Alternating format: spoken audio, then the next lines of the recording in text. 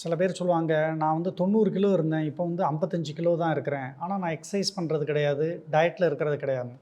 அவங்களுடைய blood sugar check பண்ணி பார்த்தா, அவங்க அன்கண்ட்ரோல் டயபெட்டிக் பேஷண்ட்ஸா இருப்பாங்க. ஸோ இதுக்கு என்ன காரணம்னு பார்த்தா, நமக்கு வந்து உடம்புக்கு வந்து இந்த குளுக்கோஸ் என்று சொல்லக்கூடிய இந்த சுகர் தான் அல்டிமேட் கரன்சி ஆஃப் எனர்ஜி அப்படின்னு சொல்றோம். அதாவது நமக்கு வந்து நல்ல தெம்பு கொடுக்கக்கூடிய முக்கியமான பொருள். இதுதான் வந்து எனர்ஜியா மாறுது. அப்படிக்கு இன்சுலின் தேவைப்படுது. அப்போ இன்சுலின் சரியா வேலை செய்யாம இருக்கிறனால, குறையா சுரக்கிறனால, குளுக்கோஸ் வந்து கன்வெர்ட் ஆகாது எனர்ஜியாவோ, மற்ற பில்டிங் பிளாக் ஆஃப் புரோட்டீன்ஸா. ஸோ அது யூரின்ல எக்ஸ்கிரீட் ஆகும். பேஷண்ட் வெயிட் லாஸ் இருக்கும். ஏன்னா வெயிட் 70%, 60% நம்ம உடம்பு வந்து தண்ணியால் ஆனது தான். ஸோ இது மட்டும் இல்லாம தசைகளுக்கு சரியா இன்சுலின் இல்லாதனால மசில் பில்டிங் புரோட்டீன் சரியா இருக்காது. நம்ம ஃபேட் இருக்கு இல்லையா? கொழுப்புகள் கரைந்து எனர்ஜி குடுக்கும். அதனாலேயும் அவங்க மெலிவாங்க. இது வந்து ரொம்ப ரொம்ப உடல் நலத்துக்கு கேடானது.